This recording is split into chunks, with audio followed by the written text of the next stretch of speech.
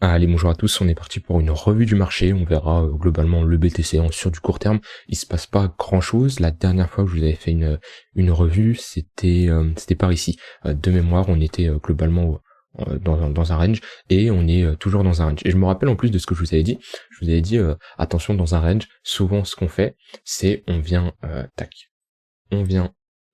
toujours accumuler énormément de liquidités via les traders qui se positionnent au milieu de range. Donc voilà, on voit qu'ici, on se positionne globalement au milieu de range, on voit que le pot il est au milieu de ce range, et on va venir accumuler des liquidités, ça soit longue ou short, au-dessus. Et on voit qu'on vient chercher cette liquidité, hein. On voit qu'on vient au nord chercher on va au sud chercher la liquidation longue, et ensuite on se retourne et on va au nord chercher la liquidité des shorters. Donc voilà, globalement ça c'est classique dans un range, et c'est pour ça ne vous placez jamais au milieu d'un range. Donc notre range globalement, on est sur ces extrémités là, tac. Voilà, ici on va voir notre haut de range, et ici on va voir, tac, notre bas de range. Voilà, avec une déviation nord, une déviation sud, et pareil, hein, comme je le dis, je vais pas le redire à chaque vidéo, mais dans un range on fait de la stratégie de range. Bon, on voit globalement qu'on a pas mal consolidé en haut de ce niveau là, mais la tendance est légèrement baissière, puisqu'on voit que sur le 1 heure, on est en train de faire des M, et on voit là, magnifique, on a un M top, on a pris la liquidité, hein. Je préfère toujours quand les M, le sommet soit plus bas que le précédent, mais de toute façon globalement on a ce M là qui est confirmé, hein, si je me mets en 4 heures, on a ici un M qui est confirmé. Bon, on a ouvert une zone d'imbalance ici, on a un déséquilibre de marché, hop, tac, ici on a un déséquilibre de marché. Donc ça veut dire qu'en général les déséquilibres de marché sont assez souvent comblés, hein. Voilà, par exemple ici on avait un déséquilibre de marché, on est venu le combler, et même ici on avait un déséquilibre de marché, on est venu le combler. Donc voilà, comme je dis, c'est des déséquilibres qui sont assez souvent comblés, et en général, voilà, c'est quelque chose de classique, hein. On fait une structure bearish, on revient chercher la ligne de coup, et on a une poursuite baissière. Maintenant, on est dans un range, hein, il y a toujours pas, on va faire un point order flow après, voir qu'est-ce qui se passe, et liquidation aussi. Mais globalement on est toujours dans ce range là. Donc moi ce niveau je l'attends impatiemment. Si on y va, si j'ai des conditions pour short, je shorterai bien sûr le marché. C'est une zone très pertinente ici pour short le marché. Donc voilà, on est dans le range là, on liquide d'un côté ou d'un autre, et comme je dis, le plus souvent, le plus important c'est de se placer sur les extrémités, hein. Si on met ça avec des confluences ici par exemple on est en haut de range, on voit qu'on fait globalement une divergence baissière, on la valide, vous pouvez valider ça avec des ravalements, des crosses, par exemple le WT cross aussi également, qui est un indicateur de momentum très pertinent. Voilà, pareil, on voit on a une divergence baissière, on a une pastille rouge ici, donc on a une cross entre les deux moyennes mobiles, et ça peut nous faire une entrée ici, stop loss au-dessus du précédent creux. Après on peut targeter 2 points par exemple. Alors je sais pas s'il va passer, hein, mais ça peut être une stratégie, voilà. Globalement sur les extrémités de range. Donc voilà, on va chercher notre bas de range. Donc voilà, donc sur le BTC, pas grand chose à dire de plus. Ethereum est plus fort globalement que le Bitcoin. On le voit parce que lui il a bien respecté sa dynamique de range, où on a juste méché, alors que sur le BTC on a été beaucoup plus bas. Donc sur Ether il est légèrement plus fort, il a repris un peu de forme. Voilà, on repartait, on faisait des W, on le voit ici, WW, ici on a retag la ligne de coup parfaitement, à voir comment le marché se comporte après ça. Mais Ether est plus fort, on prend la liquidité, donc pareil on absorbe un maximum de positions ici, hein, que ça soit au sud ou au nord, on liquide d'un sens, on pète de l'autre côté, et on a cassé globalement le haut de range. Par contre on a inversé la dynamique, c'est-à-dire que là on avait cassé le précédent sommet, donc on repartait en dynamique haussière, mais là le fait de faire ce M avec la cassure de la ligne de coup, hein, qui est ici, tac, voilà, si j'arrive avec cette cassure de ligne de coup, voilà, on a ici un M qui se fait sur la ligne de coup du W. Donc c'est difficile de se placer ici, hein. Pour moi il y a pas trop d'opportunités, c'est-à-dire que d'un point de vue localisation, c'est intéressant, on est sur support, mais on vient de faire un M, donc c'est un peu moins encourageant. On va regarder l'order flow, c'est plutôt ça qui m'intéresse. Alors sur Kingfisher, on va afficher les liquidations sur BTC, tac, on va actualiser ça. Alors hop, ok, alors qu'est-ce qu'on a? On a globalement plus de liquidité short à venir liquider. Surtout on a un gros pic, hein, c'est sur les 24 000 $. Alors est-ce qu'on va y aller? On y est très loin encore, hein. On est très loin des 24 000 $, bien entendu. Mais c'est une zone où on est en train d'accumuler pas mal de clusters de liquidation. Et sur du plus court terme, est-ce qu'il peut m'afficher les liquidations ici? Non, j'ai pas l'impression, il est un peu bugué, mais voilà, sur du plus court terme, on va zoomer. On a un gros cluster sur les 14 200. Alors, on n'est pas sur du si court terme que ça, parce que c'est proche et à la fois loin, les 14 200, c'est le niveau que tout le monde attend, donc on n'y est plus très loin de ces 14 200, mais voilà, globalement, on est entre deux bandes au niveau des clusters, un cluster sur les 19 500 $, 19 200 $, et un cluster sur les 14 000. Après, on peut toujours zoomer et aller plus proche. Sur du très court terme, on a un cluster à 17 500 et un cluster à 15 600. Voilà, maintenant on va regarder un côté order flow. Qu'est-ce qu'on a? Alors, sur du 1 heure. Alors, ça c'est pas très bon. C'est pour ça qu'on a corrigé, on le voit ici, ça c'est un signal très très intéressant.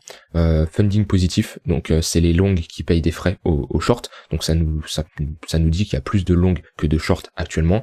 On a un open interest qui monte avec un prix qui chute, donc ça veut nous dire que là globalement il y a du FOMO long, donc il y a des gens qui essayent de long et on les punit.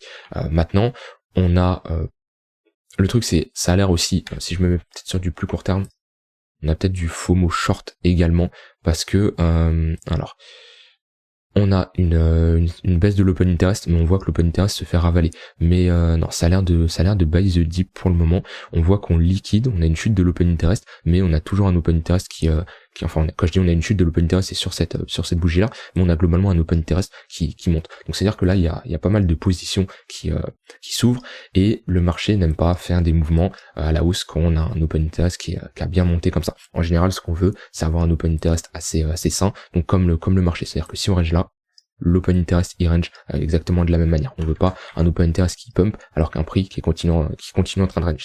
Ça nous voudrait dire qu'il y a énormément de contrats qui s'ouvrent sur le marché, et le marché aime bien les liquider. Comme on voit ici, on avait un prix qui était en train de range, un open interest qui augmentait bien ici, et on a été direct les punir. On a pris la liquidation, on les a sortis. Et après on s'est attaqué pareil aux liquidations nord. On voit que l'open interest aussi a globalement monté. Là on a l'air d'avoir sur cette partie du BTC, on a l'air d'avoir que ce soit du FOMO long ou short, parce qu'on voit qu'on liquide dans les deux sens. C'est-à-dire que là, on a une sacrée baisse de l'open interest sur des liquidations longues, et là, on a une sacrée baisse de l'open interest sur des liquidations short. Donc voilà, attention à ne pas FOMO.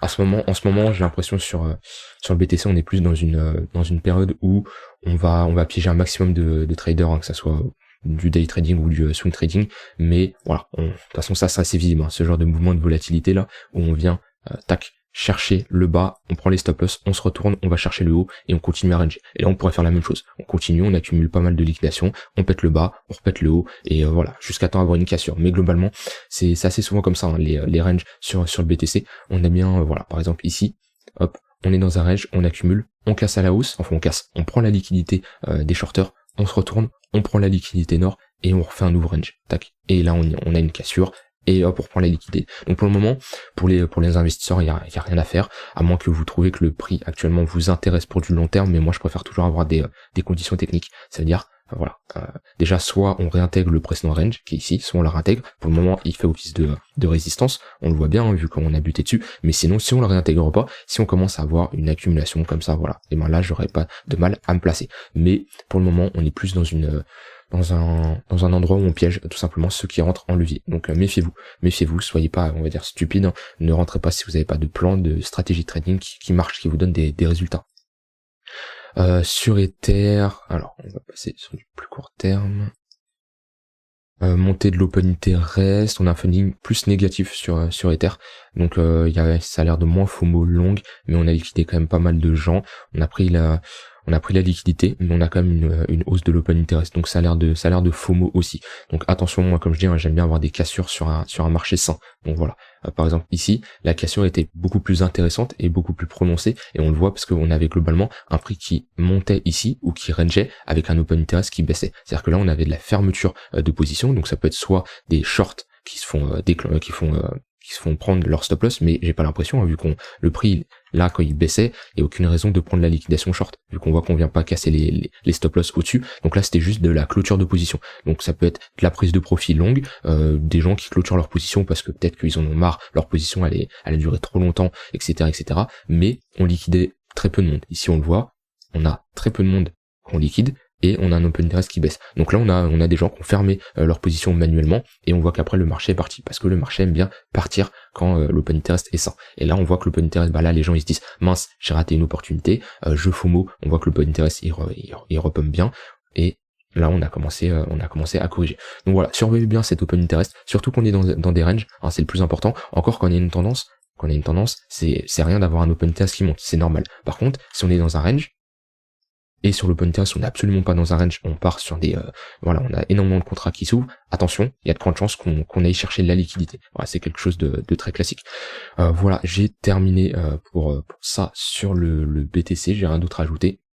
Pour le moment, il se passe pas grand chose sur les marchés. De toute façon, fête de Noël, qui dit fête de Noël dit les grosses institutions, voilà, ils sont pas spécialement là. Donc on peut s'attendre à une volatilité beaucoup plus faible et avoir un retour de la volatilité d'ici 10-15 jours. Ça m'étonnerait clairement pas.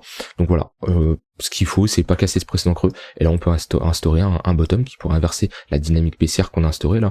Alors, il y en a qui diront c'est pas une dynamique baissière vu qu'on n'instaure pas de sommet de plus en plus bas. Donc soit un M ou soit la cassure comme ça, mais moi à partir du moment où on a cassé les précédents creux, ça pue un peu.